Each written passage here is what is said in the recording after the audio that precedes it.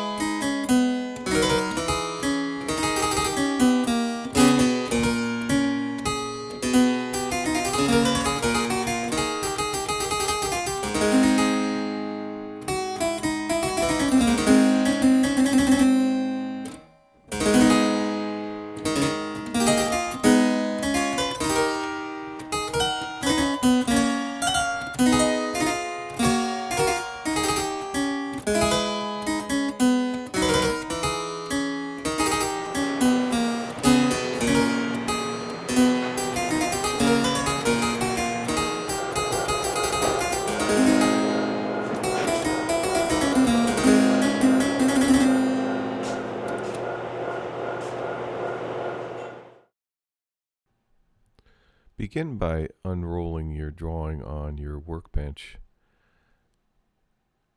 and begin to get to know the names of the various parts and where they fit together, where and how they fit together.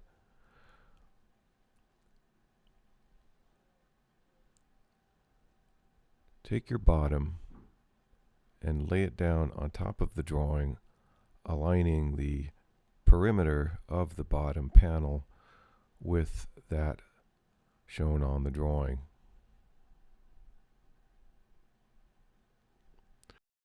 Notice that the dados for the cheeks are in the top side of the bottom. The bottom is face up right now on the bench. Your cheek pieces fit into those dados.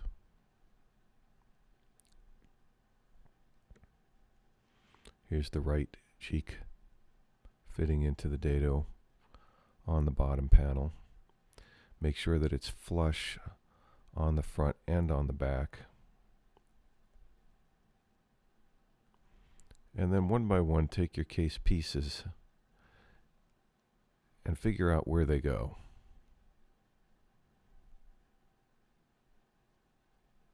Just working your way around the outside of the bottom with the pieces. If for some reason you think that you got a piece wrong, don't hesitate to try another one. We are not using glue at this point, so you really can't make any mistakes. Take the time to be sure that you know which piece goes in which position. There we go. And moving on around the line.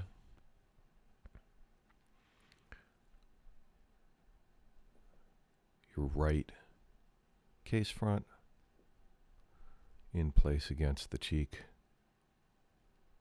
Your right side. We're looking at the instrument from the back side here. The keyboard is in the front where Stuart is standing.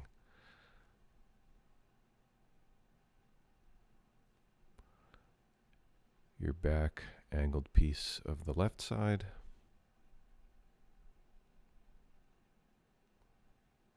Notice that this is a miter joint.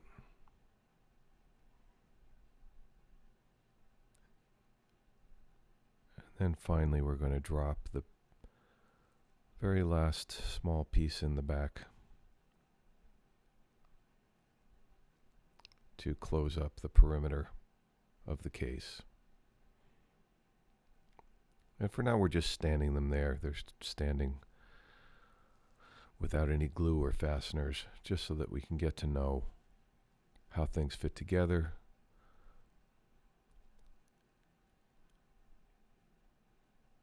And then lastly, we're going to drop the nameboard into place. Stuart's pointing out that there's a side that's more finished, an edge that's more finished on this. The one edge is finished with the table saw, the other is finished with the jointer. So you want to put the smooth side up as you put that nameboard into place between the two cheek pieces. And there you go.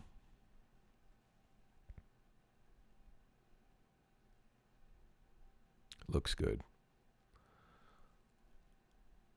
All right, now we're ready to make some tools. We're going to make a sanding block.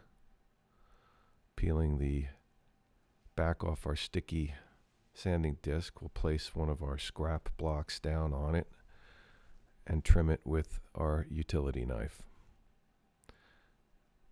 Trim those excess pieces right off, and then stick them back onto the backing. That way we can use them to make some more tools. And here we're going to take some more scraps and press the sticky surface against the wood. Trim it. Make another one here. And trim it again. All right, ready to do some sanding. Now you're going to need some other tools. Everyone needs a block plane, and you'll need to know how to sharpen it. You want to have a tri-square and a ruler, hammer, 4 12-inch bar clamps, a cordless drill, and a set of drill bits from 1/16 to 1/4 of an inch, a 1/2 inch countersink, some chisels, a set of chisels, and also how to sharpen them.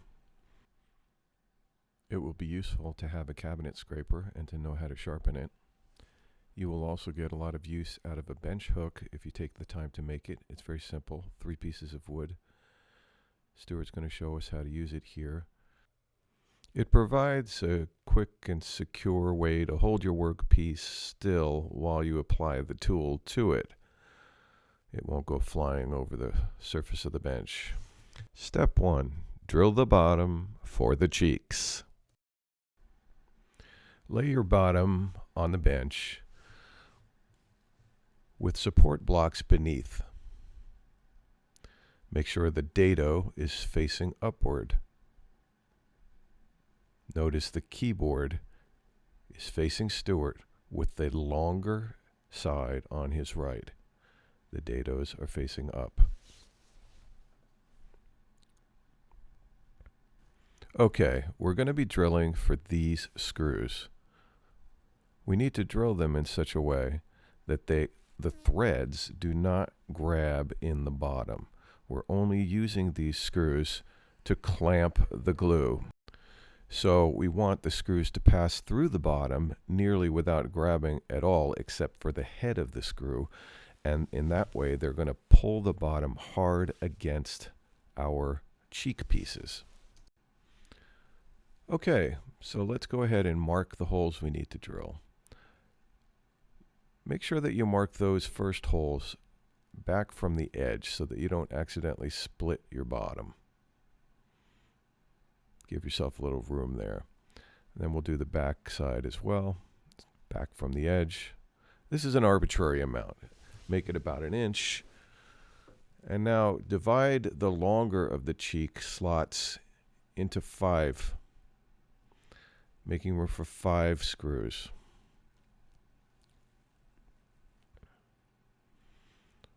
And then on this side we'll do 3.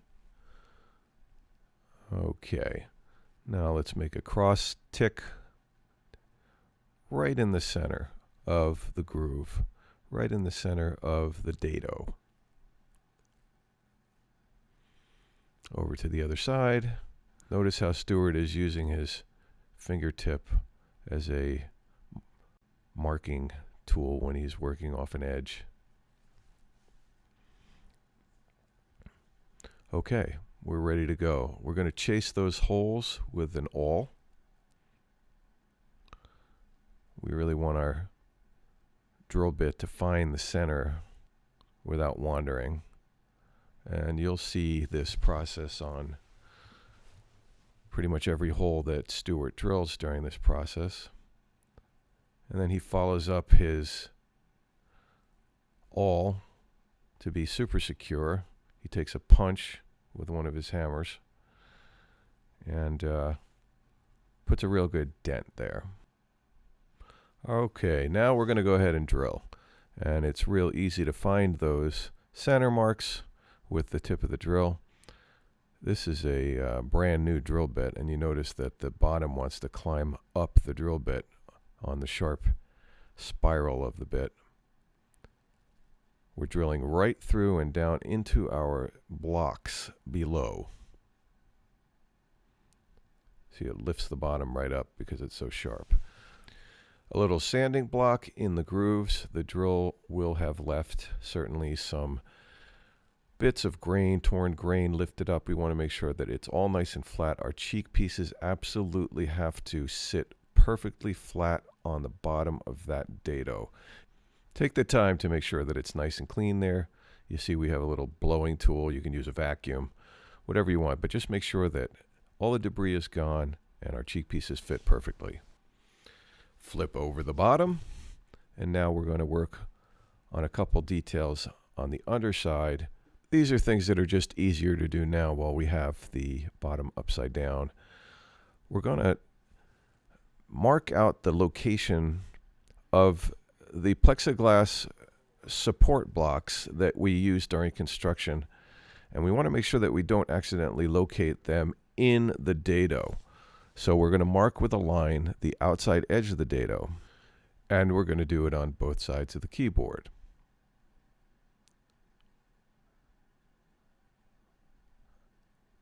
And now you can see that this line represents the outside edge of the dado. The dado you can see underneath. Returning now to the holes that we drilled earlier for the cheek pieces, we're going to countersink each one of them using our countersink bit. This makes a conical hole into which the screw head will hide itself and allow the screw to be completely flush on the bottom side of the bottom.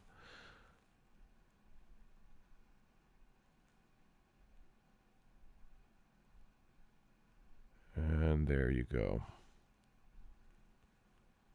And the last one. Oops, a little more on this one.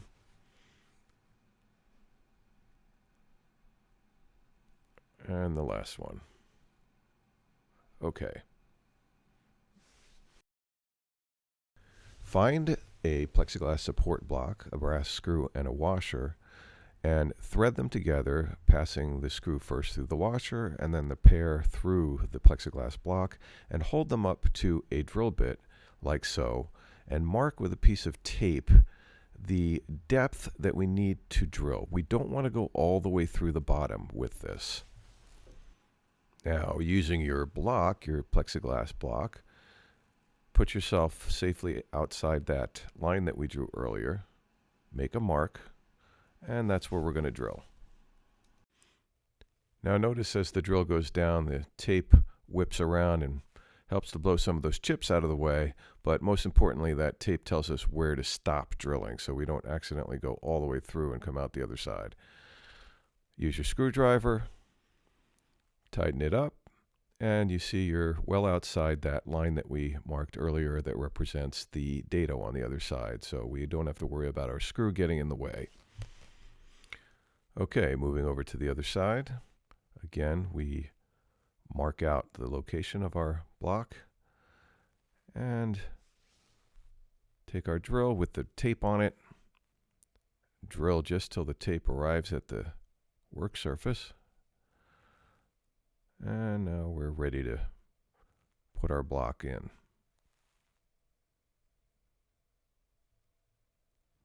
And these blocks you'll see soon are a very handy way we've devised to hold the sides in place while we're working on the construction above. Step 2, attach the plexiglass support blocks.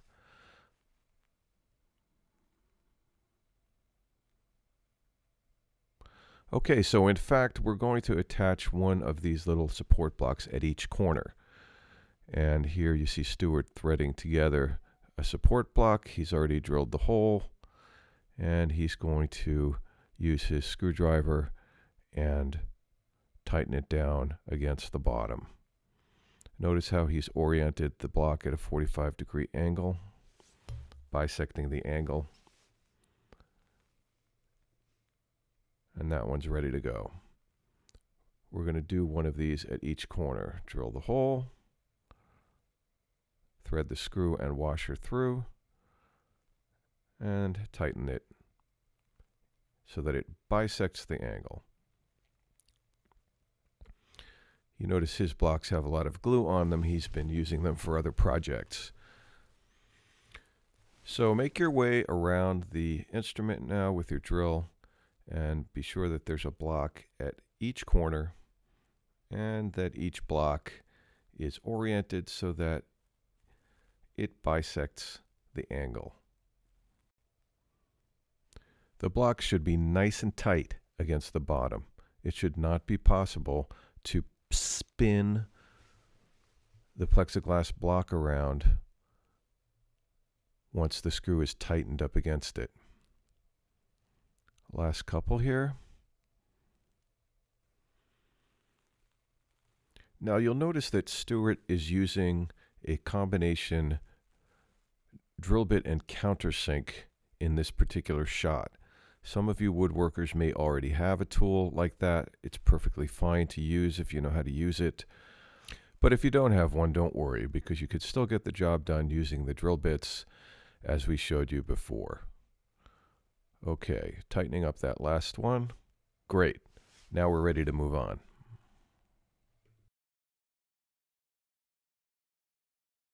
Step 3. Test fit and attach the cheeks. Now in this high-speed shot, you're seeing blow by blow Stuart accomplish the work. And in just about every operation that we do, we try the parts first without glue, drilling for screws as necessary, and then only apply the glue and do the final work once we are certain that everything is exactly as it should be. Beginning now with the left-hand cheek, left hand as you stand at the keyboard, we're going to position it in the dado, checking to see if it's flush on the back side. And we'll also check the left side piece to see that it fits nicely into the vertical dado in the cheek. There should be no gap against the bottom. We'll even throw a square down on it. Once we're sure of all that, we can then, without glue, use clamps to firmly hold our cheek where we have located it. Again, no glue yet. All we're doing is holding it in place, locking it in place in the position that we determined to be correct, so that we can add the screws from below that will ultimately clamp the glue. And then we'll do the same thing on the right-hand side, checking to see that we're lined up properly with the front of the bottom, where that side piece has to interact vertically with our cheek. A pair of clamps again, just as we did on the left side. And now we can flip the bottom upside down and it will stand on those clamps. Now that maple is hard stuff. The cheeks are made of solid maple. You will not be able to put a screw in there without breaking the screw, and that would be a big problem. So we want to drill down through the holes that we drilled earlier, drill a pilot hole for the screws that we will be using. And again, here Stuart is using a combination drill bit and countersink bit. If you have that, great, you can use it. If not, you're just going to use your 1/8 inch drill bit that we selected earlier, along with your 1/2 inch countersink bit. You'll accomplish the same thing using those two bits separately, but here they're combined in one. The only purpose of our screws is to clamp the glue. We are not counting on the screws to hold our instrument together. The glue will do that once it's dry. So all we're going to do is draw the cheek deeply down into the groove in the bottom when we tighten those screws. Now, as I said, that maple is hard stuff, and you can see how hard the drill is working there to drill down through the bottom and into that maple. Let the drill have some time for that work. Flipping it back over again, repositioning our blocks underneath. We're now ready to take the clamps off again.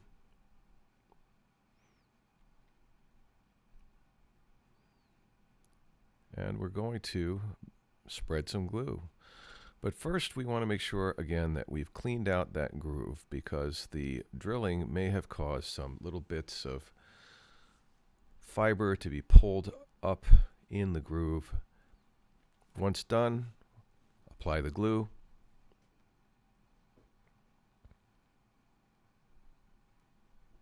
Spread it with your brush.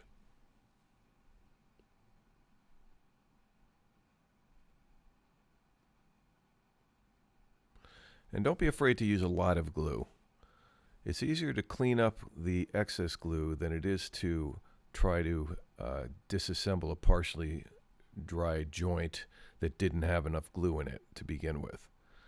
So really, don't be afraid to spread a liberal coating of glue.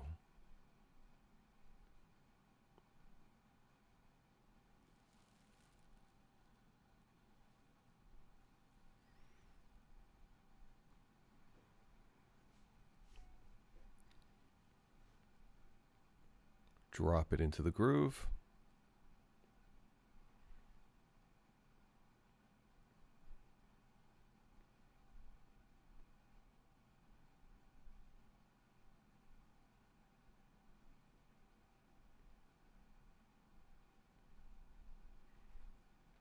Now we're going to give just a gentle tightening here to hold these in place. We're going to count on our screws to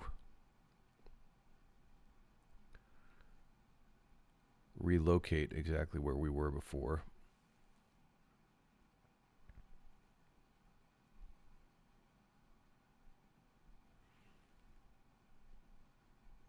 Take a quick wipe at any really gross glue drips. Now flipping it over, we'll go ahead and put our screws in. And notice how it goes right below the surface thanks to the countersink hole that we made earlier.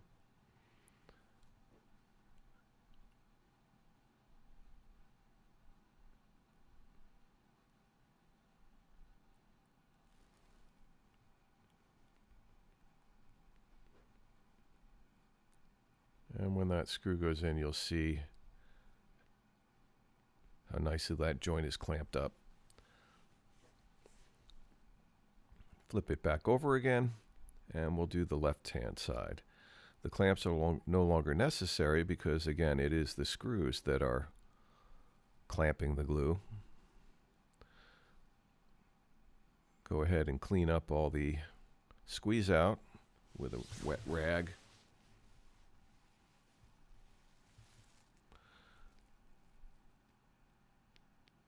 And follow that up with your cabinet scraper, reaching into the corner to get that last bit of glue.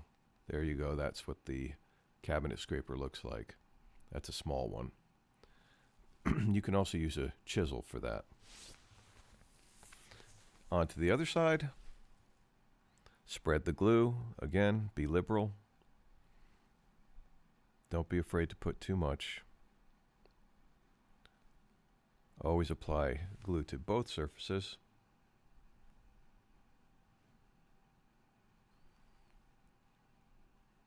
Spreading it nicely with your brush.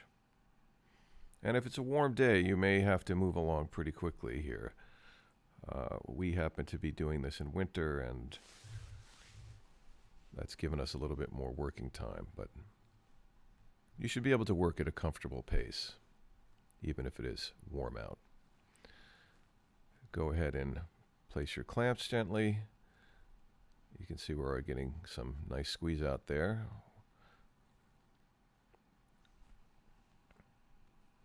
Our second clamp. And now we're going to flip that bottom over again. Plenty of squeeze out there.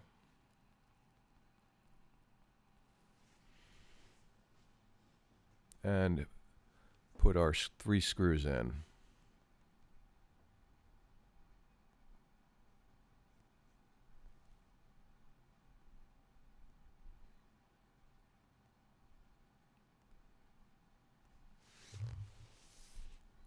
Oops, we have to shift this clamp out of the way just so that we can get our screw in there.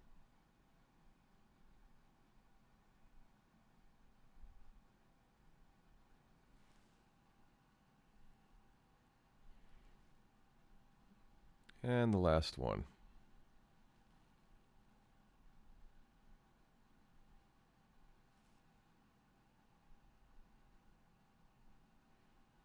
And you see what a nice squeeze out we got at the front.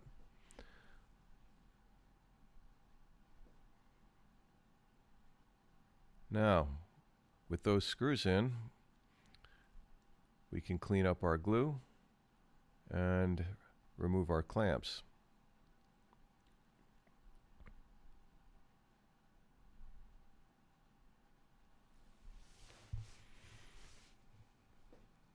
Here we're using a chisel to reach into the corner and get the last bit of squeeze out, both sides. And every gluing operation is going to be like this. There's going to be a dry test of the joint with clamps or screws, followed by disassembly, glue application, reapply the clamps or screws or both, followed by a cleanup. Wet rag. If you plan on finishing your instrument in a bright wood finish, you'll need to be particularly sure that you've gotten all of the glue cleaned up. Otherwise, it will be hard for the finish to penetrate the surface of the wood. The wood will become sealed by the glue, and you will have halos or light spots that the stain or finish won't want to penetrate. So do take the time to do a good cleanup. Okay, ready for the next step. Now, Stuart's clamping the assembly to the bench right now so that it doesn't shift around while he's working. He's used 2 of those 12-inch clamps along the front edge, the keyboard edge. And on the back side here, he applied 2 pair of go bars, which really are just clamps. Step 4, test fit, screw, and glue the nameboard. So as before, we see in time-lapse Stuart doing the whole process. He's using screws and even some duct tape we're going to use as a means of clamping as we continue around the perimeter of the case attaching the sides. So here we go. Dropping the nameboard into place between the 2 cheek pieces that we just finished gluing, we can already begin to evaluate our first round of work. And by the way, by this time we have marked the top of the nameboard so that we don't accidentally put it in upside down. You see a little arrow there in the center. Stu noticed that it's nice and square at the bottom, but the top of the cheek, where there's much less wood, the tip of the triangle, the top of the triangle, it has warped outward a little bit, and we're going to use our duct tape clamping system to bring it into place so that we can drill for the clamping screws that we're going to use in this operation. First, a word about those clamping screws. Here Stuart is taking a test screw out of the hole. The object of the game here is to clamp the glue with 4 screws that pass through the cheeks into the nameboard. Now, in order to illustrate what we're going to do here, I asked Stuart to make this little test piece. And you're welcome to do this yourselves to make sure that you understand how this is supposed to work.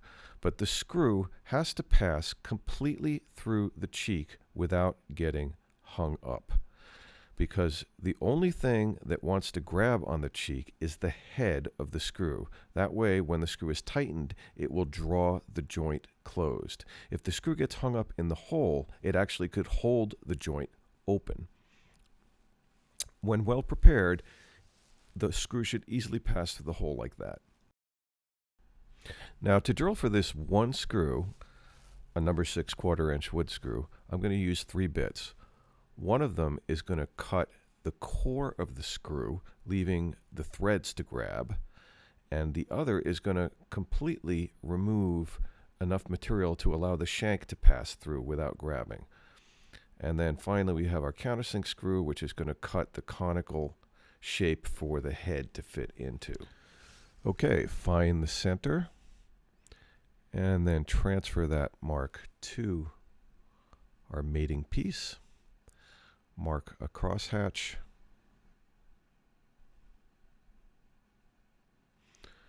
And chase it with a punch so that the drill won't jump out of the hole. First the awl, then the punch.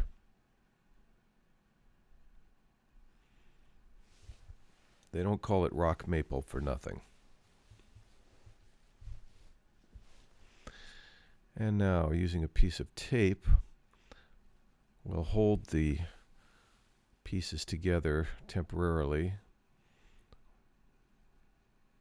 in alignment. First the tape, then the micro alignment to make sure our joint is flush. Now we'll drill first with the smallest of the bits, that is the 3/32 of an inch bit, with a piece of tape marking the full depth to which the screw will go, that is the full length of the screw marked out in blue tape on the drill bit. Several passes with the drill, each one gradually increasing the depth so as not to burn the hole or the bit. And now passing along to the second hole, about 1/3 of the way down, maybe half, come back up, clean the hole, go back a little deeper, knock off the chips, and finally bringing it home to the full depth right to the tape. Now remember, we started with the smallest bit. Now we're going to switch to our larger bit, the 9/64 of an inch bit. And in this case, we want to drill completely through the top board, which is 1/2 inch thick. So we're going to set our tape at 1/2 inch with a flag, as usual, to help blow away the wood chips. And we're going to make sure to ream that out well so that the screw is not going to grab in this topmost board. The only thing that will grab is the head, and that head will pull the top board down. If any other part of the screw were to grab, it could hold the two pieces apart during the gluing operation, and that would be an unfortunate outcome. Following up with the countersink.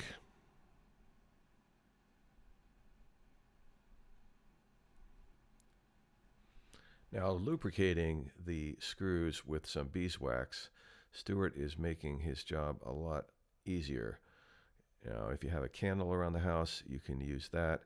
A bar of soap also works very, very well.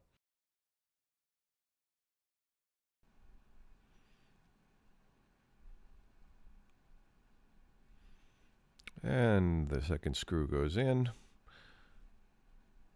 on our dry run without glue. Everything looks good. Our alignment is as we expected. And on our little test piece here, we could go ahead, remove the screws, and glue it.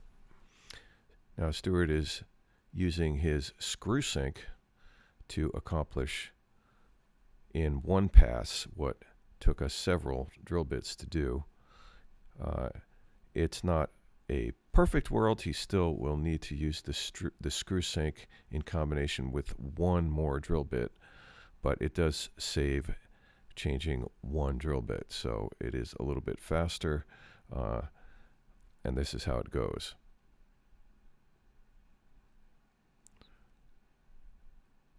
Our center holes have been marked. Again, using the finger as a guide along the outside, he finds the center.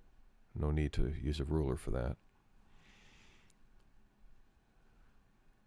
And being careful to sight along the top edge of the nameboard while drilling, because the drill has to go straight and true here. Otherwise, it will come out the side of the nameboard and make a wreck of your nameboard. So the screw has to be absolutely in line with the center line of the nameboard. Now this maple is very, very hard. So this drilling that we're doing now is absolutely essential. And when you do put the screws in, lubricating them with either wax or soap will make your life easier. And of course, don't apply glue until you are absolutely certain that you've gotten your pre-drilling done, your screws fit without bother, your joint closes up the way you expect it. Now Stuart's drilling that last hole.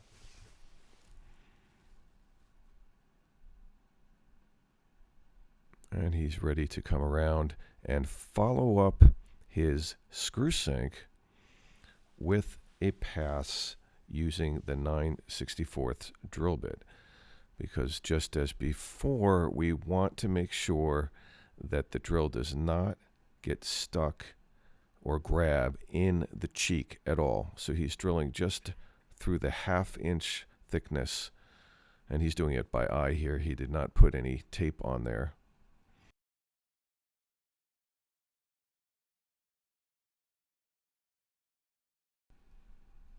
Now that he's satisfied that his screws have been properly pre-drilled, Stuart breaks it down one more time before gluing, gives a quick look at everything to make sure there are no fibers that need to be removed. And once everything looks nice and clean, it's time to apply the glue. Again, with the glue bottle and a brush, spreading a liberal amount of glue on the joint on both sides and each end.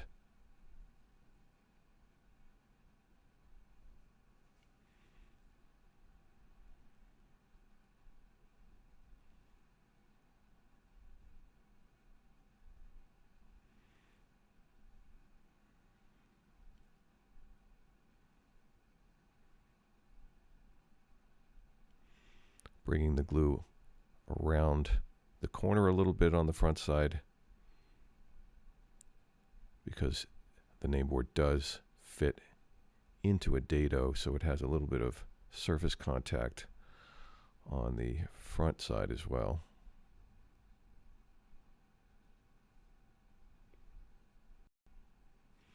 And dropping the nameboard back into place. It slides in very easily now with that glue. And we're going to put our screws in. They've all been nicely lubed up with our beeswax. Soap really works just as well, and in some cases it's easier to apply. And look at the squeeze out we get as that screw comes home. It's working absolutely as planned.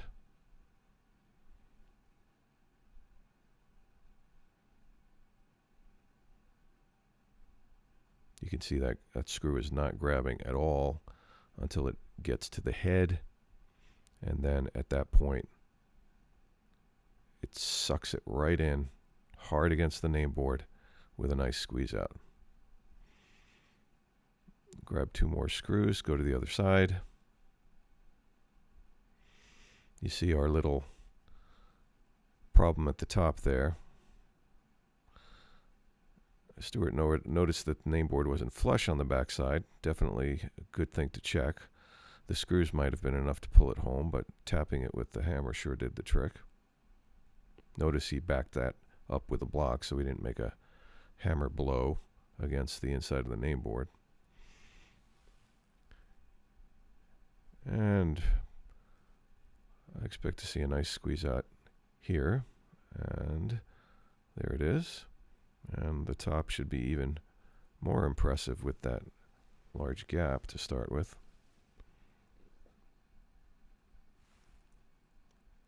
And it's closing right up as the head grabs on the cheek. We're able to just sock that right closed. And on to the cleanup. First with a chisel, just picking up those big gobs quickly before they have a chance to harden. Letting those harden will give you so much extra work. All blobs must be cleaned while they're wet.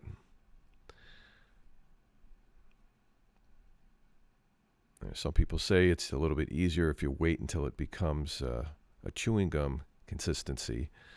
But the problem with that is on a warm day, what starts out as chewing gum can become as hard as rock by the time you get to it on a larger project. So it's smart to just keep it clean as you go.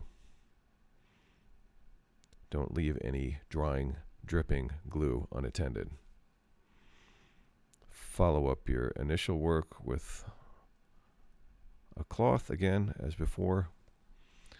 And here you have end grain, vertical end grain, that dark vertical band on the right. That is the end grain of your maple. And it will suck up a lot of glue, so you'll have to spend some extra time cleaning on that. Step 5, test fit, screw and glue the right hand case front. Now, as usual, I'm showing this to you first in time lapse so that you can see how much running around Stuart did to accomplish this task. The case front is actually screwed to the bottom along the lower edge, and on the left hand edge it fits into the groove on the outside of the right hand cheek. Stu's already cleaning up the glue. Now I will show you the blow by blow. First of all, start by cleaning out the corner here.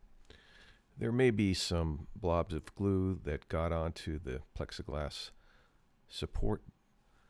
Make sure that those are all cleaned away before you do your test fit here.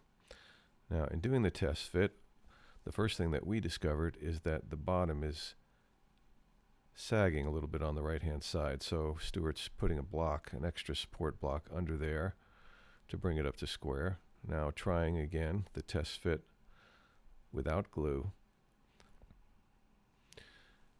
And the test fit reveals that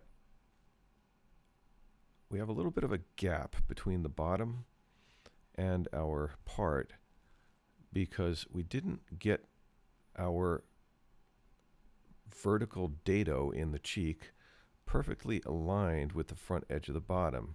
As you look closer in this shot, you can see that the vertical line that Stuart's rubbing his thumbnail on is actually slightly forward of the bottom. So when our part goes into its home in the dado, it's actually forward of where it needs to be. No problem. Take our block plane, couple of quick passes to adjust it. Try it again. Much better. Very tight in the corner. Okay, marking 4 holes. Marking for 4 holes that we will drill 1/4 of an inch up from the bottom. Our bottom is 1/2 inch thick, going up 1/4 from the bottom, measuring 1/4 from the bottom edge. We'll center our screws in the bottom, as usual, the awl, and the punch. Now Stu's got the screw sink on the drill press here, just to demonstrate. And if you have a drill press, of course, you can use it. If you don't, you can do these by hand, no problem. Just have a block underneath so you don't drill a hole in your bench. There's the screw sink up close.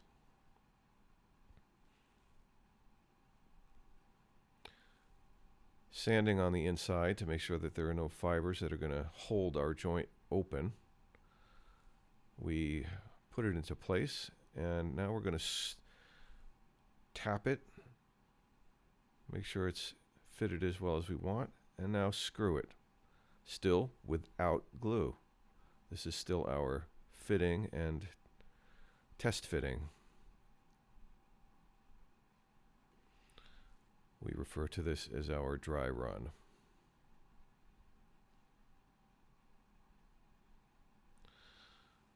The screw is going very nicely into our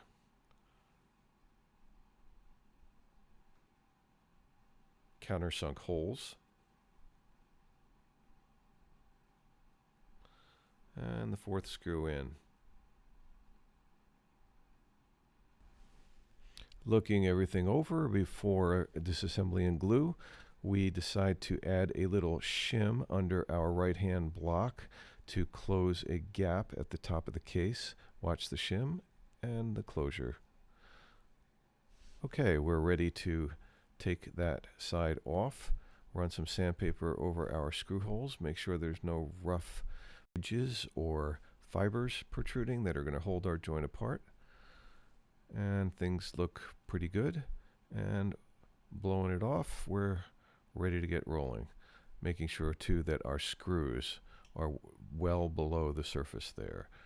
Those would definitely hold the joint open. Those screws should be below the surface of the wood thanks to our countersink.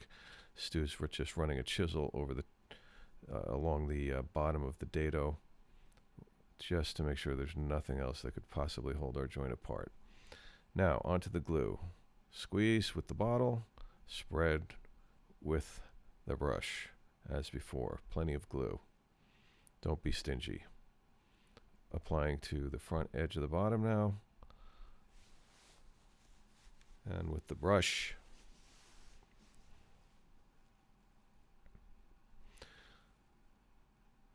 as I said before, on a warm day with the larger parts, you're really going to have to keep things moving. Never do this in the direct sun. The glue will dry much too fast.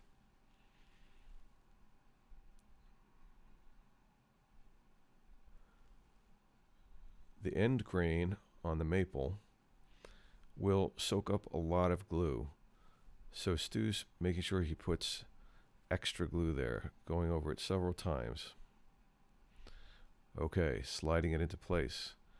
And you see now the benefit of those little plexiglass blocks. The glue will not stick to them. Tapping our side into place, we can then put our screws that we pre-drilled back in to clamp the glue along the bottom edge. Everything going smoothly because of our careful dry run. And the final screws are going in here. Notice when Stuart drills, he pumps the trigger. He doesn't just squeeze it. He pumps the trigger. Okay. That way he brings the screw in slowly by impulse. Having replaced that little wedge up front, he's got a nice squeeze out at the top, just as he wanted. Nice and tight. Flush along the inside. Holding it just for a moment for the glue to set. And then clean up time. First with the chisel, then the wet rag.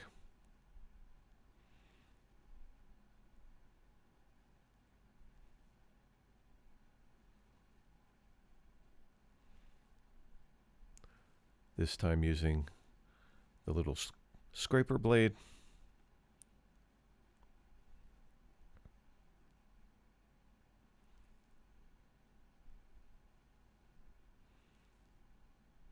Again, for the bright finished instruments, the instruments that will be finished in oil or stained and varnished, you really want to get that glue out. Time for step 6. We're going to test fit, screw, and glue the left-hand case front.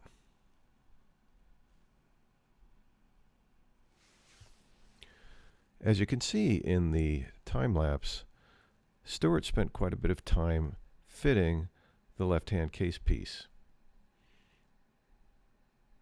It's important to take the time to get a satisfactory fit before moving on. Careless fitting on this corner could set you up for a lot of extra work on the next corner. So, start by cleaning out the corner so that your left-hand case piece will fit in there nicely. Do a test fit. Check for square. As was true on the other side, we didn't get the dado exactly where we wanted it, so we'll have a similar job to do to trim a little bit of material off the bottom inside. Oh, a little bit from the outside too. And now back into the dado. And that's starting to look better. We still have an opening at the top, and this part also was accidentally dropped on its corner, so it has a little bit of a dent at the top that we'll trim out as we do the fitting. Back over to the block plane, a couple more passes. Now I'm showing you this fitting in real time, and it's going to take a little while, but I want you to see how long it really does take to do a proper job.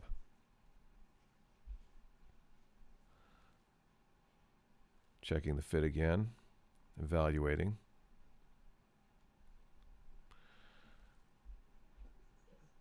Now it's fitting pretty well on the inside, but the top is showing a gap, and that pencil mark shows where the corner was dented when it was dropped. And we, as you recall, had that top corner that we had to pull in because it was winged out, and all that pulling has opened up a little bit of a gap at the top. So we're going to do some fitting. Looking carefully with the square to try to identify the best place to attack. Stuart decides to deepen the dado at the bottom. That will allow the bottom of our left-hand side part to slide closer to the center of the instrument, taking the top corner, which is now a little too far away from the center of the instrument, inward. And it's getting closer, closing up. Now, using a pencil, Stuart rubs pencil lead all over the joint, and at each fitting, here he's got the part upside down. You can see the little notch out of what appears to be the top corner there is actually the bottom corner of this part. Just putting it back in now and sliding it up and down against the pencil lead in place.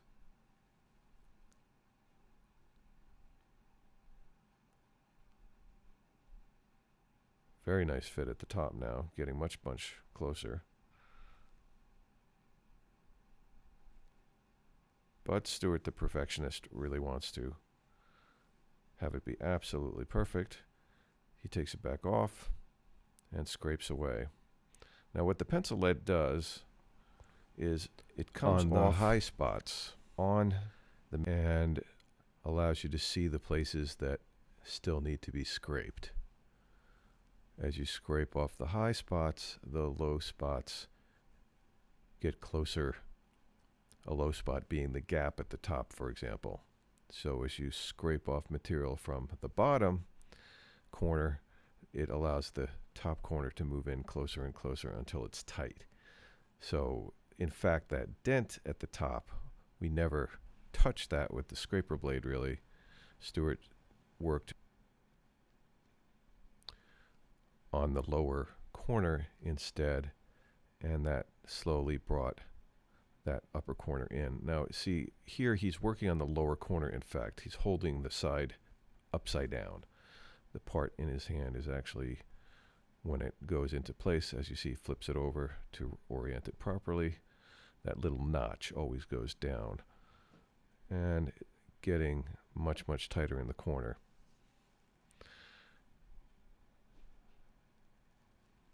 A little more scraping. Now you may have noticed that there's a difference in height also between the top of the part Stuart is adjusting right now and the top of the cheek on the left-hand side. There's a slight difference in height there, but that's not something to worry about right now. At the end, when we're all done, we'll go ahead and even out the entire top of the case. And some more scraping. As a matter of fact, the smaller of those two cabinet scrapers that you saw Stuart using to clean up glue started its life as a large cabinet scraper, the same exact size, actually slightly larger than the cabinet scraper that Stuart is using to make these adjustments. But over the course of time with sharpening, that cabinet scraper became smaller and smaller until it is now the tiny thing that you saw him using. Sliding up and down to rub the pencil lead, examining the part, finding the high spots. You see them in gray there in the center. He scrapes away at those high spots.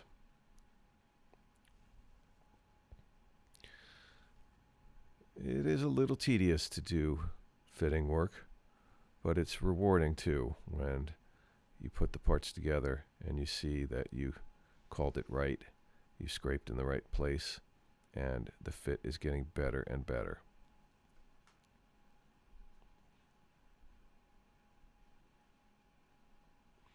Again, attacking the high spots.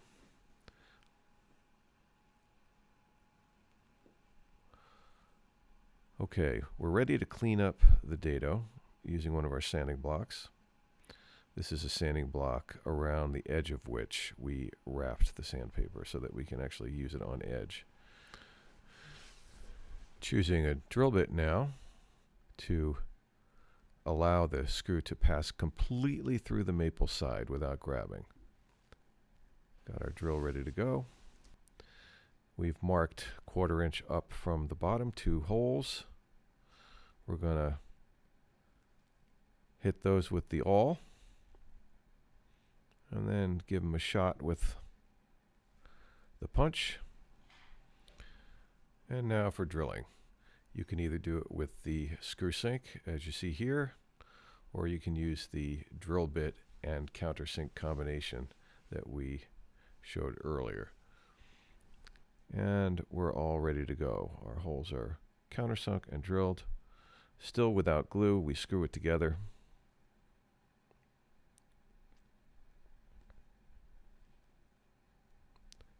And then we take it apart, and we're ready for glue.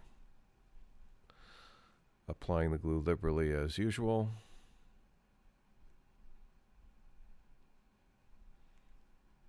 And to the front edge of the bottom. Again, don't worry if you get it on those plexiglass blocks. That's why we use them. It won't stick. They just support our side in position while it's drying. Put our screws back.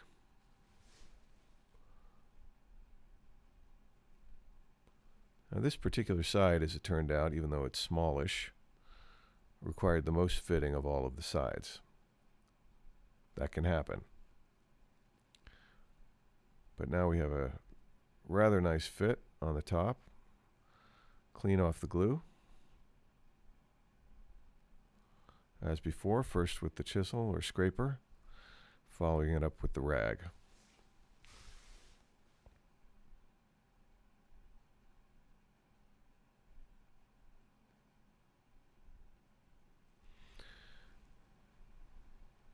You can wrap the rag around the chisel to get into the corner tightly. Now, while things are drying on the left side, we can start step 7 and test fit, screw, and glue the right hand case end. This is the smallest of all the parts, the case parts, and it too will require a little bit of fitting. And once fit, it will be tested dry without glue, held in place with screws, and when we're certain that we're happy with everything, apply the glue, screw it, check it, and clean up. So, begin by cleaning out that corner where the right hand case front protrudes past the bottom. You have a lap joint here at the front of the case, and you want to make sure that you've got a good tight fit all the way up and down, and as well on the inside of the case where it's up against the bottom. And actually it looks pretty good.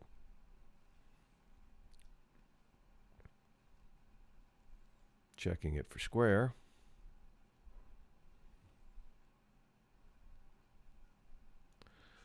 We notice that it is kicked out a little bit on the bottom right corner.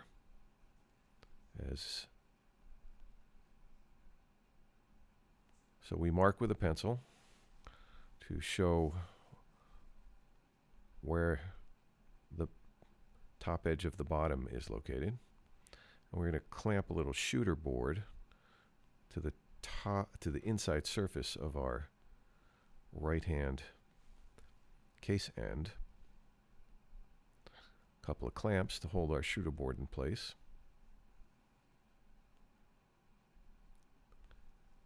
And then with our sharp chisel, Stuart's going to take some shavings off to bring that corner in tighter.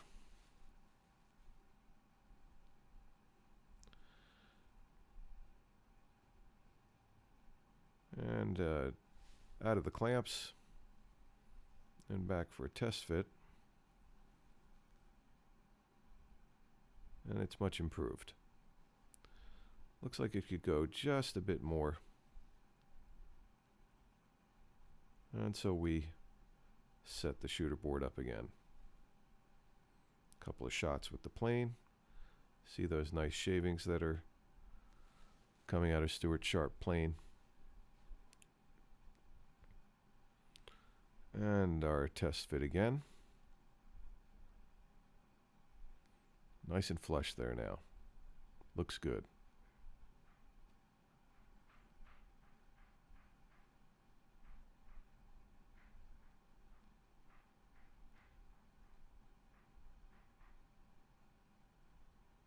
But because Stuart's the fussy guy he is, we're going to hit it with some sandpaper to bring it a little bit closer. Check it again. Make sure there's no crud in there holding things apart. And tuning it up just ever so perfectly. It fits like a glove. Marking a 1/4 inch up from the bottom edge. Again, we mark for 2 screws. First with the awl, then with the punch as before. And your choice, either to the screw sink, in this case mounted on the drill press, can be done with your hand drill just as easily, or with a separate drill bit and a countersink. Place our screws. No glue yet. This is still our dry run. Cinching up the screws. Checking flush on the bottom.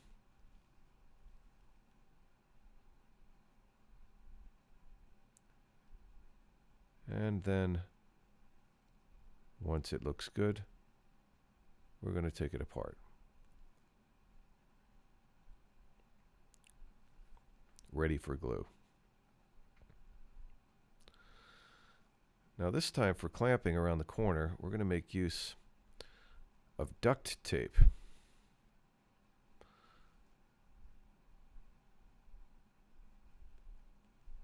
Works remarkably well.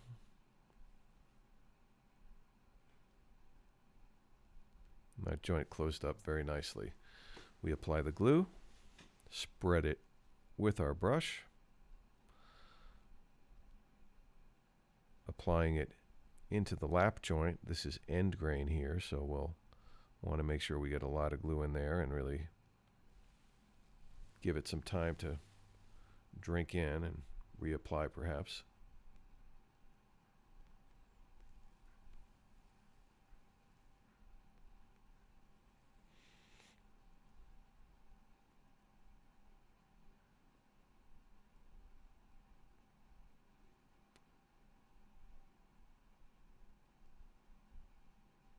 Nice, good coating of glue on those parts.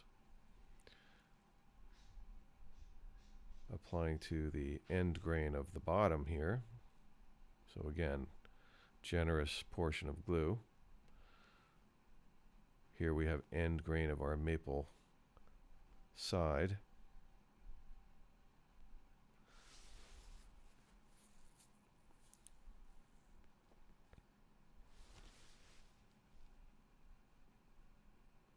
And now we're ready to assemble.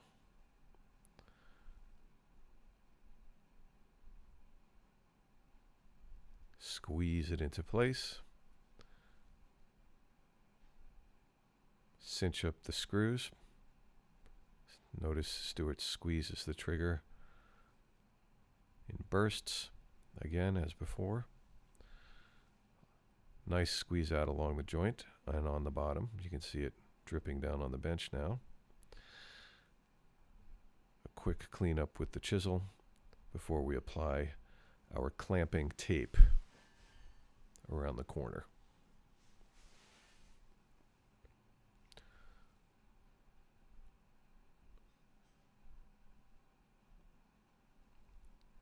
Rub it firmly onto the front first, and then stretch it around the corner. And what a good squeeze out we got there. Very nice.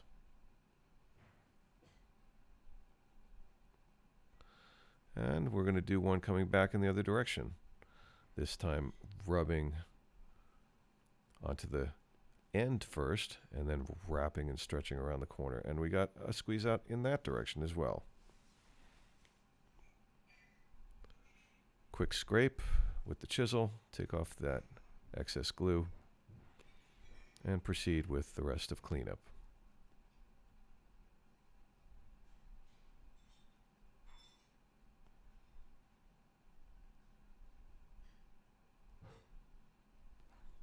Maybe we're going to add just a bit more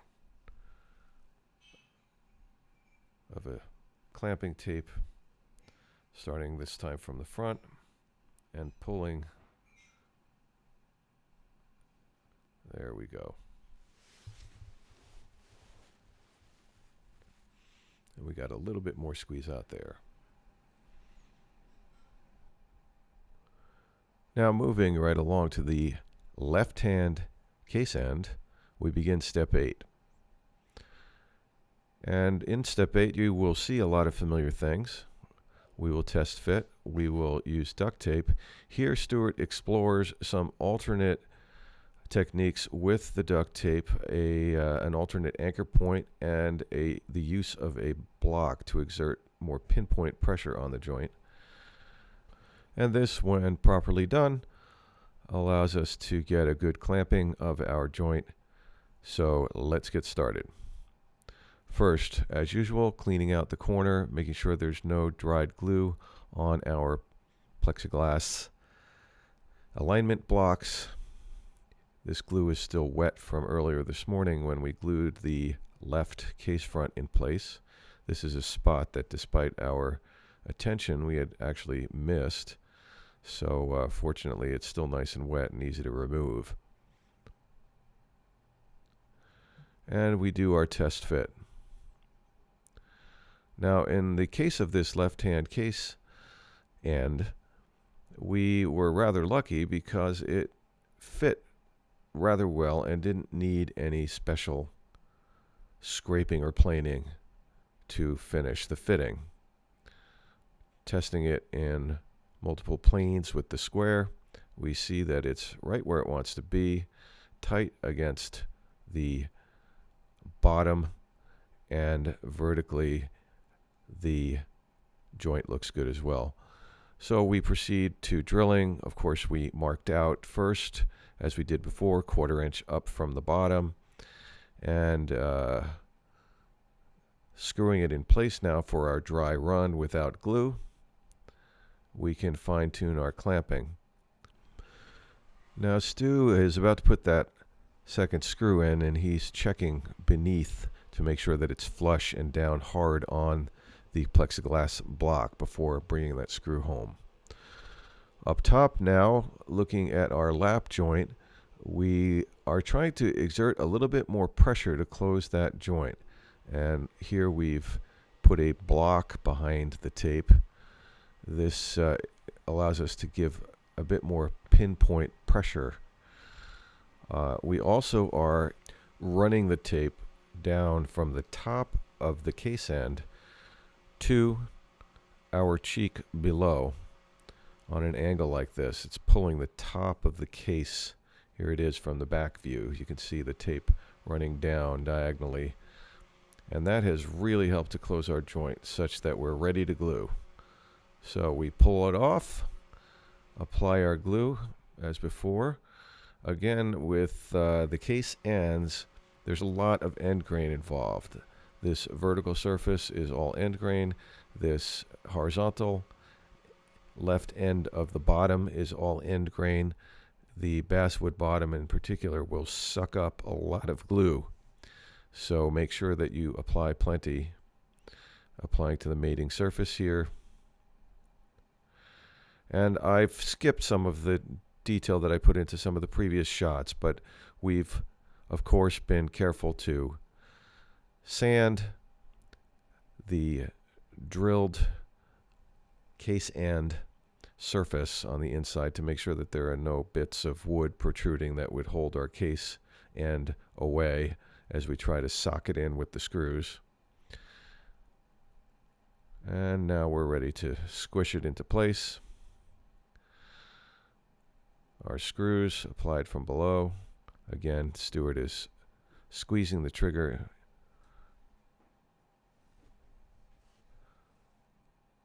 Checking below to make sure that it's flush.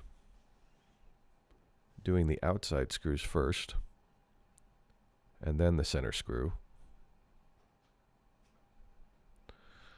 And the result is good. You see a lot of glue squeezing out onto the bench below.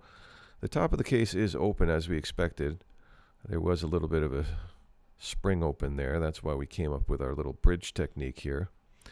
And we discovered that actually it was the tape over the top of the case that was exerting the most pressure, so we're doing that one first.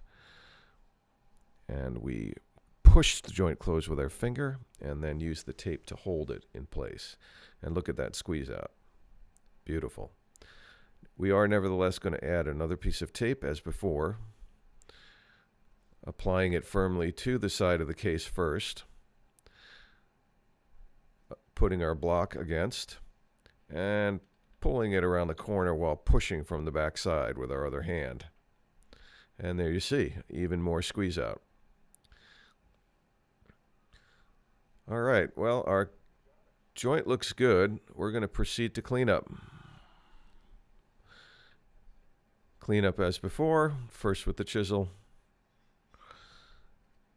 and with the chisel on the inside. You have a lot of inside angles to clean out here, and with that tape coming down on the diagonal, it's a little hard to reach. The chisel does make it quite a bit easier. Finishing up now, a view from the back side, using the little scraper to get the remaining bits of wet glue. Reaching right into that tight corner. And you do want to get right into that tight corner, because in a subsequent step, we will want to install some corner blocks. There will be a corner block in each one of those corners, so it really has to be super clean. Any dried blobs will be a problem. Okay, we are ready now to test fit, screw, and glue the right angled side. Step 9. Now you can see that Stuart's doing, again, many of the familiar things. Test fitting dry with screws, and then ultimately applying glue and cleaning up as before. The angle sides are different, however, because they have a miter joint and a tenon, and we're going to look at that in detail now. Beginning with the tenon, you'll find the tenons among your parts. There are 2 of them, one for each of the angled sides, and it is a floating tenon. That is, the tenon is loose and it fits into the mortise, which is the rectangular hole that Stuart just put the tenon in there. The tenon has to go all the way to the bottom of that hole, all the way to the bottom of the mortise, and it must fit loosely enough so that even with glue, it will fit into each one of the sides and go all the way to the bottom. It has to bottom out, otherwise it will hold the joint apart. Test fitting now dry. That tenon will keep our corner in alignment, our miter joint. And things look good. Now we're going to give it the flashlight test. Shine a light, and oh, interesting. We see that the light is passing through. So as tight as it looks, it is not tight enough. Now, as it turns out in this case, by exerting a pull, as Stuart is doing with his left hand in the photo, we're able to close that up enough so that light doesn't go through. So we've decided to use tape to hold it close at the bottom, and then use the screws to lock it in place before gluing. Stuart's marking now the position of the screws. He begins with the screws on the ends, setting them back a bit from the ends so that they don't interfere with the screws of the adjacent sides. He set them back about 2 inches there.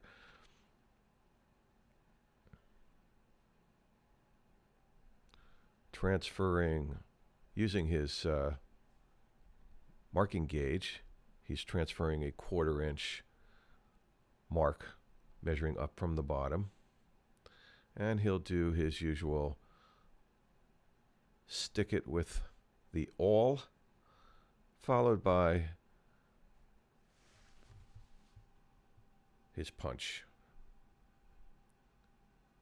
And now he's ready to drill. He'll take it over to his drill press, which he has right next to his bench. But again, if you don't have a drill press, it's perfectly fine. You'll be able to do it by hand using either the screw sink or the combination of bits that we showed you earlier. Now here he's drilling 5 holes. This is a longer part. This is the longest of the parts that we've done yet. And 5 holes gets the job done. And again, notice the setback on the ends.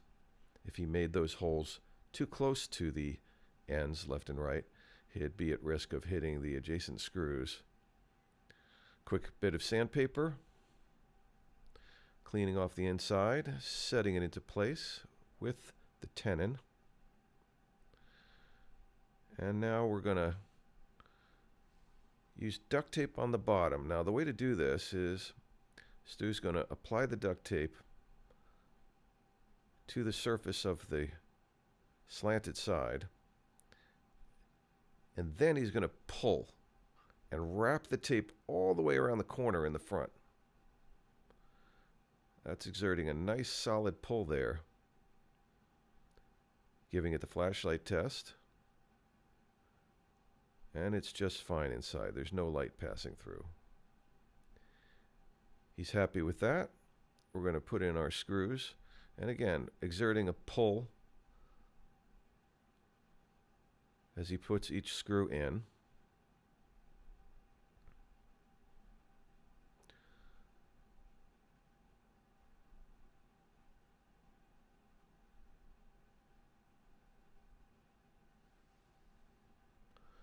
And once the glue is applied in the next step, these screws will help find that tight fit that we want in the corner there where the tape is.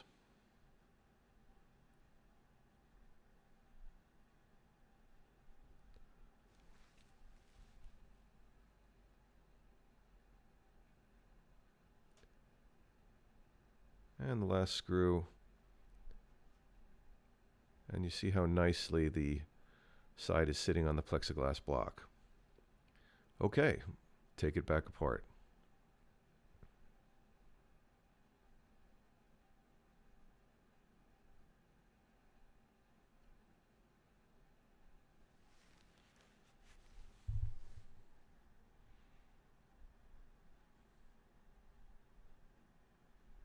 Leaving the screws right there on the bench where we will find them once we've applied glue. Quick touch with the sanding block before applying glue. And once again, it is end grain, so we're going to apply a lot.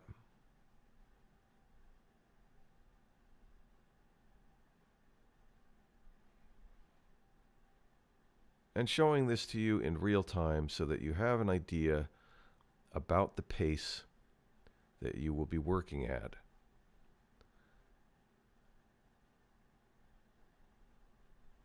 Pulling out the tenon so that glue can be applied. Do not make the mistake of leaving your tenon fit too tightly. You risk to have it either get stuck so that you can't pull it out again with your fingertips, or holding that joint apart. Applying glue to the mating surfaces. Plenty of glue on the end grain of our maple side.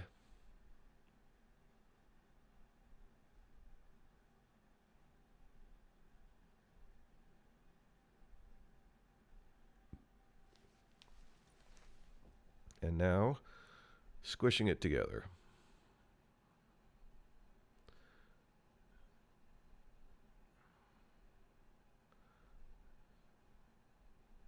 Tape in hand, repeating as before, applying the tape first to the angled side,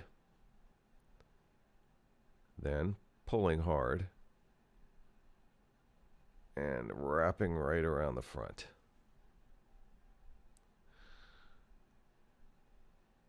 Putting our screws back in.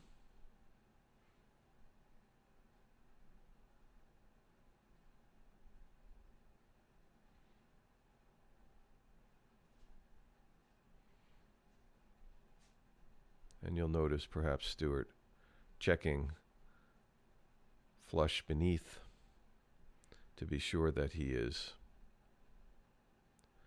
down hard on those plexiglass blocks. Plenty of glue squeezing out there.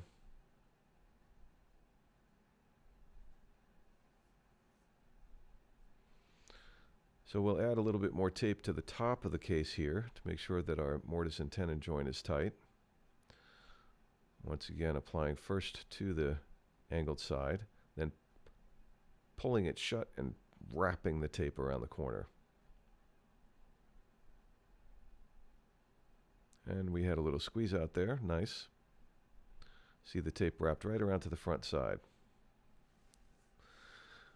And now we begin cleanup.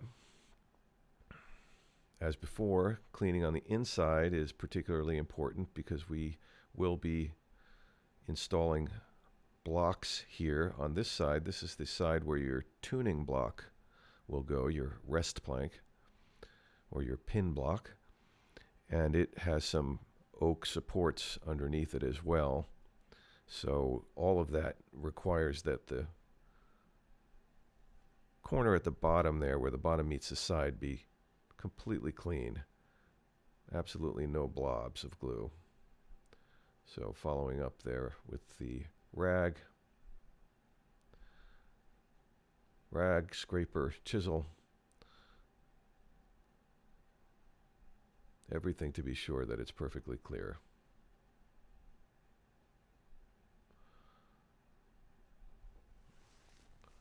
Now this is going to dry for us, and we'll be able to move on to the other side while it's drying. Here we see in the time lapse, Stuart is performing step 10, test fitting, screwing and gluing the left angled side. This side is longer, so it poses some special challenges, but the process is largely the same. We'll be using duct tape and screws to clamp the glue. And the biggest challenge really is just because it's such a long piece, we'll have to keep the pace up and use plenty of glue. Let's get started. Starting, of course, with cleaning the top of the plexiglass support blocks, alignment blocks, to make sure that nothing is going to keep our joint apart. Cleaning off the bench a bit, getting any loose debris out of the way. Test fitting the tenon as before.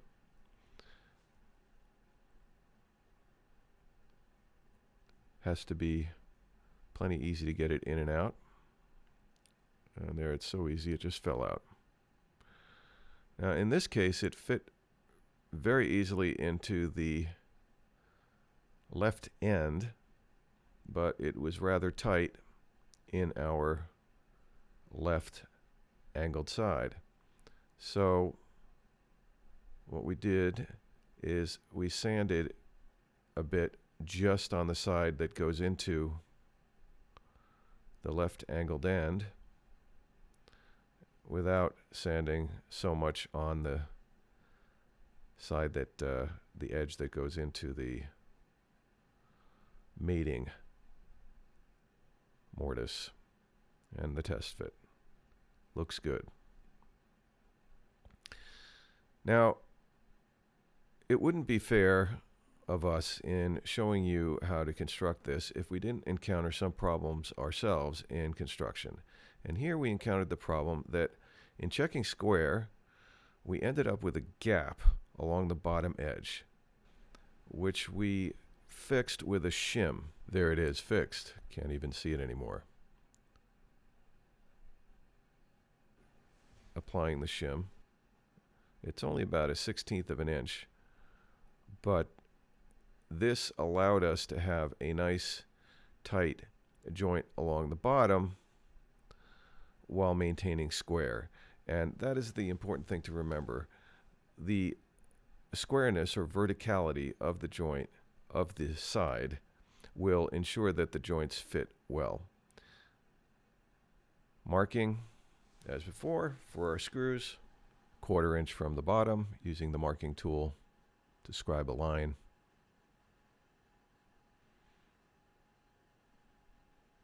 Hitting them with the awl here. There are 7 holes to be drilled in this long side. Stuart uses his thumb as a guide there. Following up with the punch.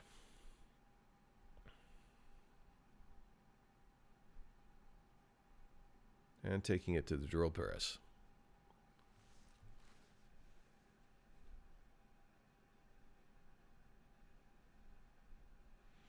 By now, this routine should feel pretty familiar and comfortable. Taking it to the bench to remove any fuzz or hair or fibers that have come through from the drilling. And now with the side back in place, checking with the flashlight. Looks good, no light coming through. Pushing against the bottom and against the other joint, we put the screws back in.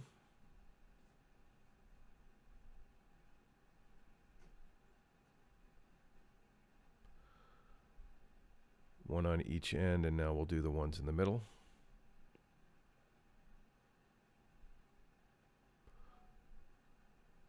After building that shim, things fit very well.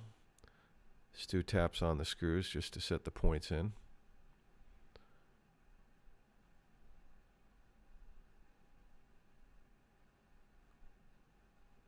Getting some of the stuff out of the way, and off we go.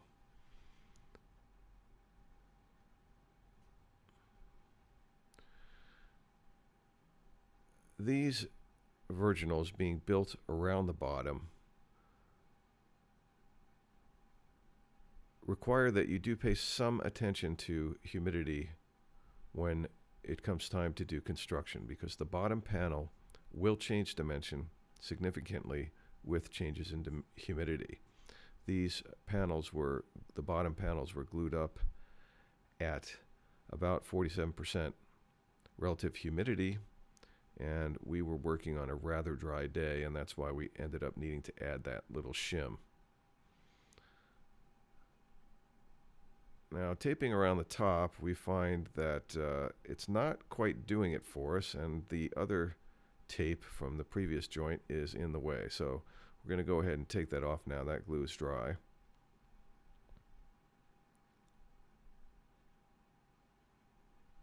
Trying the stick here to see if that gives us what we want. That's the benefit of doing the dry run without any glue. We can experiment with our clamping. And by all means, if you have a shop full of clamps, make use of them. But we've tried to create a manual here that allows somebody with limited tools to nevertheless get the job done. This piece of tape across the top turns out to be the ticket. It really pulls that joint closed exactly the way we want. So we're ready to go with glue. We're going to break it down.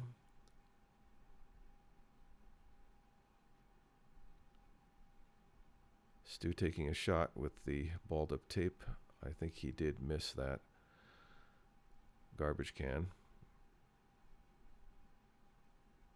Pulling out the screws. He left one on the right there just so the whole thing didn't come flopping down on him. And now, in a more controlled manner, boom, he takes that side off. Sanding along the edge here to remove again any fuzz or bits. Applying glue. Brushing it well into the mortise. And being aware that we have a rather large part here and a lot of surface to cover, we're applying the glue rather thickly so that it doesn't get too tacky before we're done.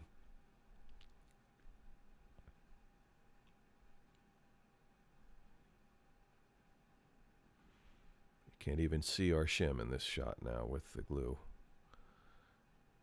It tapers from just about a little fat 1/16 of an inch down to nothing.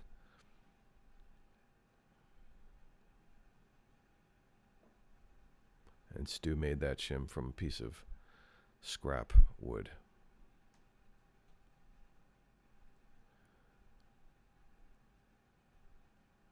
Always give priority to the squareness of the side when evaluating the joinery, and make your adjustments to the joinery based on the side being perfectly square, perfectly vertical, perfectly perpendicular to the bottom.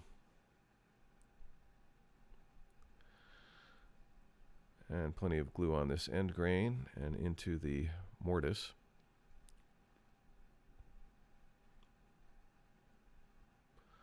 Slip the tenon into place. This is the one that was tight on this side and rather loose on the other. But it still will be tight enough with that glue on it now. to hold our joint nicely together. And dropping it down onto our alignment blocks and giving it a good squish at the miter to pull all that glue tight.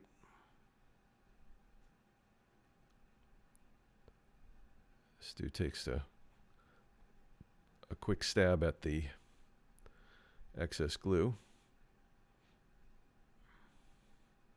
and applying the tape first to the angled side and then pulling hard all the way around the corner to draw the joint closed. Now putting a screw in the end. He works his way down. Coming back from the other side now. All 7 screws are tight.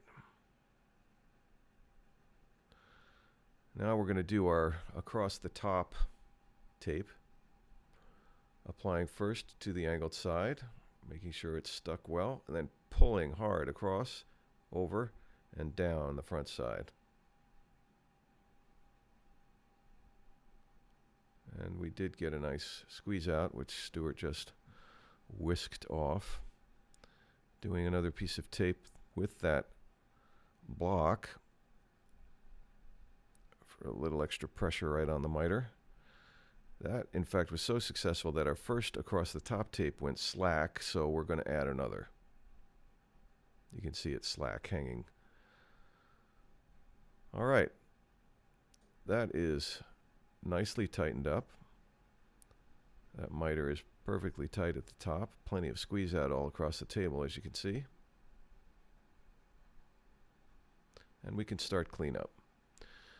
Now this is the hardest corner to clean out. It's very tight in here. Using a long chisel to reach down and scoop the glue. Wrapping a rag around the chisel and working up and down. It's tempting not to deal with this, especially with all that tape across the top. But as I mentioned, we do have corner blocks that go in here, and it will be a lot easier to get in there now and work on getting the wet glue out than it will be to try to get in later and chip out glue that will become as hard as glass. And finishing up with the scraper, getting every last bit. Well, believe it or not, we finally arrived at step 11, test fit, screw, and glue the tail. This work will proceed exactly as the other, with dry test fit, screws, clamping with glue, and cleanup. Depending upon how successful you were in maintaining nice square vertical sides, you may have some more fitting to do on this joint. Let's see how it goes. So, as usual, we begin with cleaning the tops of the plexiglass blocks in preparation for our test fit.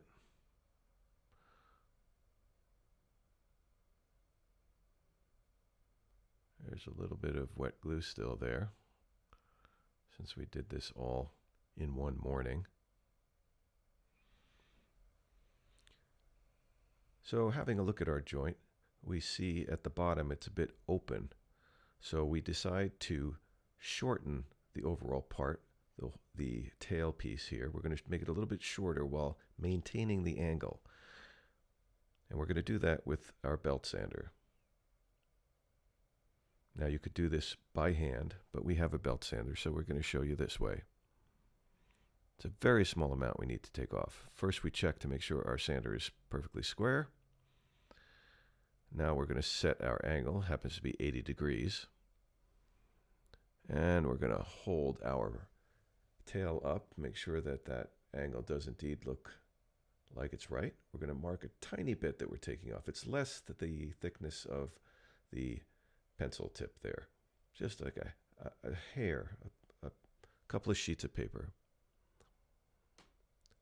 So, just holding it up to the moving belt, one tiny pass, checking it, comparing it to the line that he drew to see how much we took off. I'm going to take a little more, just kissing it to the sander, and we're done. Now, obviously, we could have done that by hand too. It would have taken about 5 minutes, but we thought we'd show you that since we have the tool there. We notice how much better we come in at the bottom. It's very tight at the bottom now. Looks like we got the angle just right. We're going to pull everything closed with our duct tape and screws, and then we'll really be able to evaluate how good a job we did. But it really looks quite good right now, and we're feeling optimistic. Marking for the screws, using Stuart's scribing tool again, his marking tool. Scribing that little slice there with the sharp edge of the blade that it has mounted in it. Chasing it with the scratch awl. And following that with the punch in Stuart's rhythm. Take it to the drill press. Only 3 screws needed in this tailpiece. And tailpiece in place. It plugs the hole. A piece of tape across the back side ties the 3 sides together. Getting it as taut as we can here.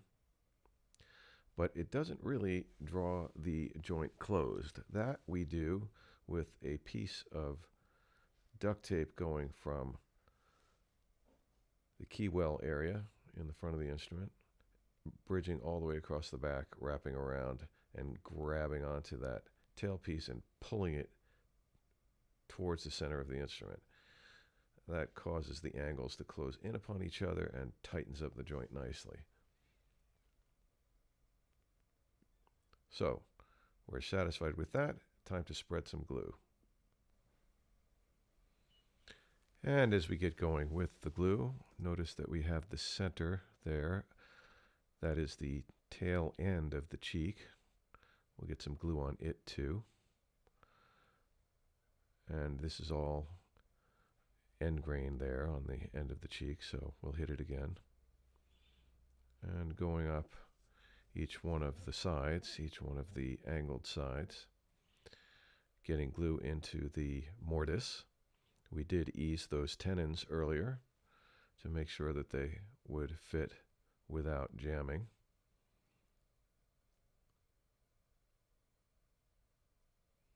And with plenty of glue, we can now slide those tenons right into their mortise.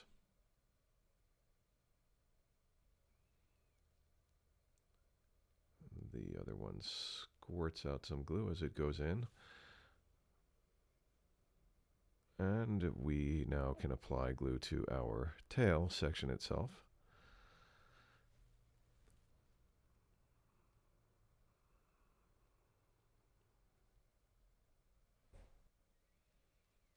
And getting plenty of glue on the end grain of the tail and working it into the mortise.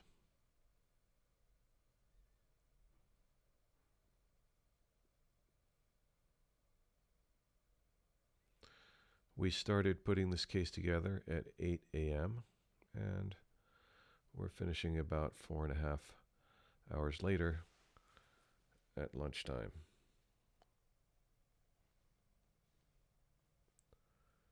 Squishing it into place. The tenons are lined up. We can put our screws in, starting with the 2 outside screws. And the center screw last.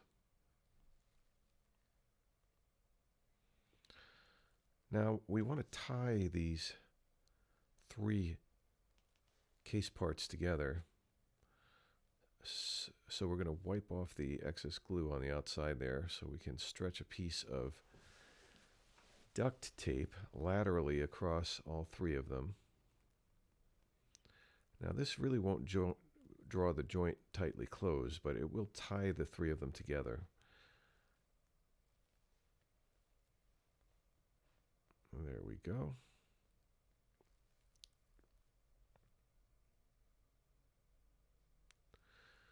Now coming over the top, we can grab onto the front of the case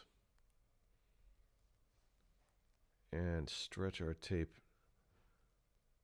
right to the back side. Now pushing the tail towards the center of the instrument, we load it up and that forces the joint closed. You can see the squeeze out from here. And a second piece of tape on the other side.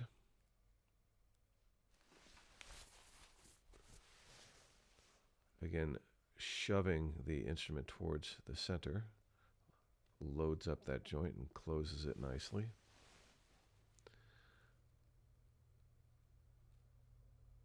And it looks great.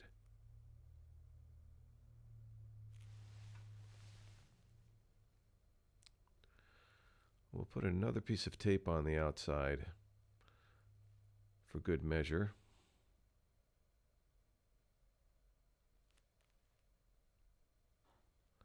And one below it just as well.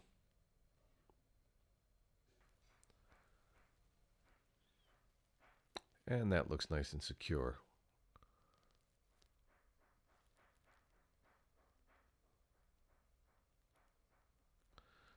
We've got some squeeze out to clean up on the inside.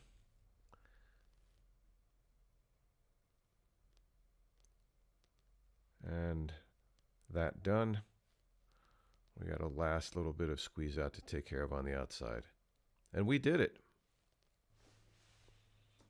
Now, once the clamps and tape come off, you can begin to clean up, especially the inside corners where, as you may recall from looking at your drawing, you will have to mount a corner block.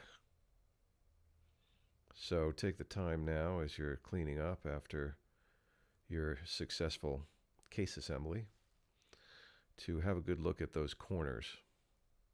You can also remove the plexiglass alignment blocks from the bottom and generally take care of any blobs of glue that you may have missed. But if you've done a good job along the way, this should be a pretty small business to tidy up. Well, great job so far. Now you're ready for the next step to install the liners. And that's where the Ed Kotick manual begins.